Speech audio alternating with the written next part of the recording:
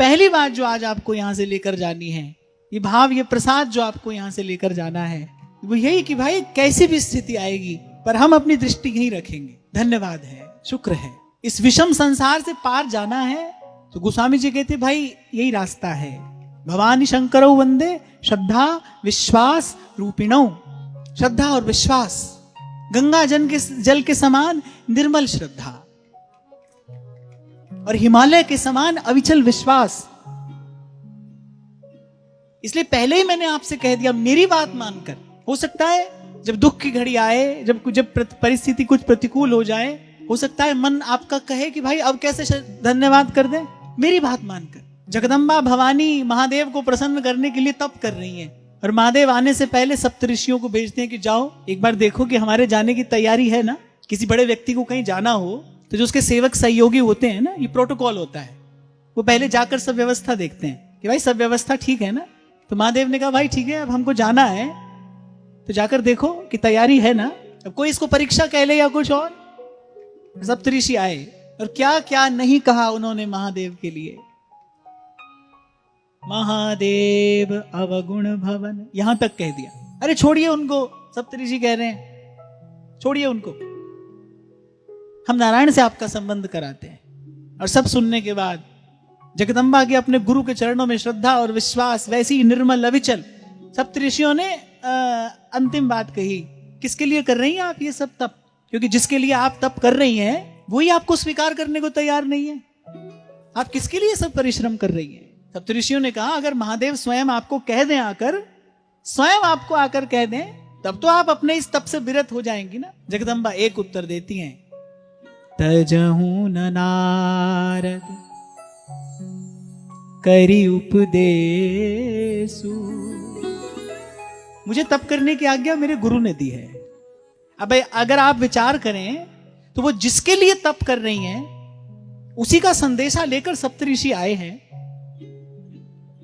और कह रहे हैं कि वो किसी भी प्रकार से आपको स्वीकार करने को तैयार नहीं है। छोड़ दीजिए ये सब, आपका परिश्रम व्यर्थ है, सब कुछ प्रतिकूल है। पर फिर भी जगदम्बा उत्तर क्या देती हैं? तजहु न नारद करी उपदेशु आन कहें सतबार महेशु।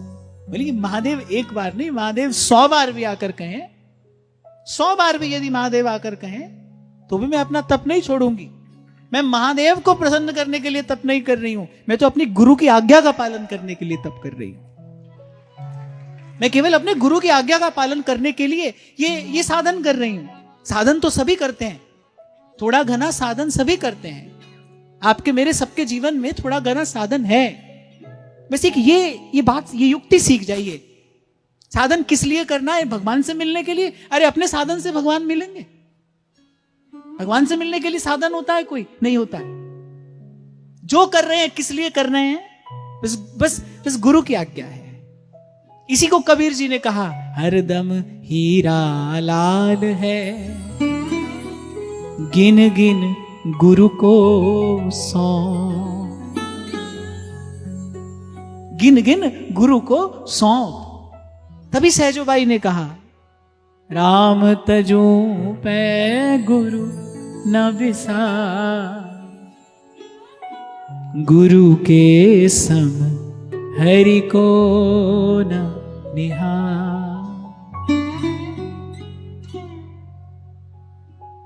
ये जो बात मैं आपसे कह रहा हूं ये सुनने की बात नहीं है, ये तो मनन करने के लिए है। आज का ये उत्सव सफल हो जब इस सत्र के बाद से आपके जीवन में ये परिवर्तन आरंभ हो।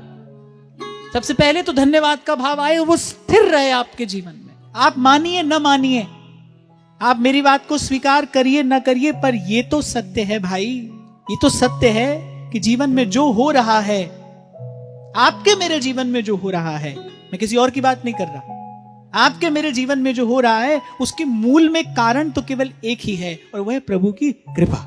और मुझे लगता है कि कृपा का प्रत्युत्तर तो कृतज्ञता से ही दिया जा सकता है। रोम रोम कृतज्ञ है, करे सुधन्य पुकार।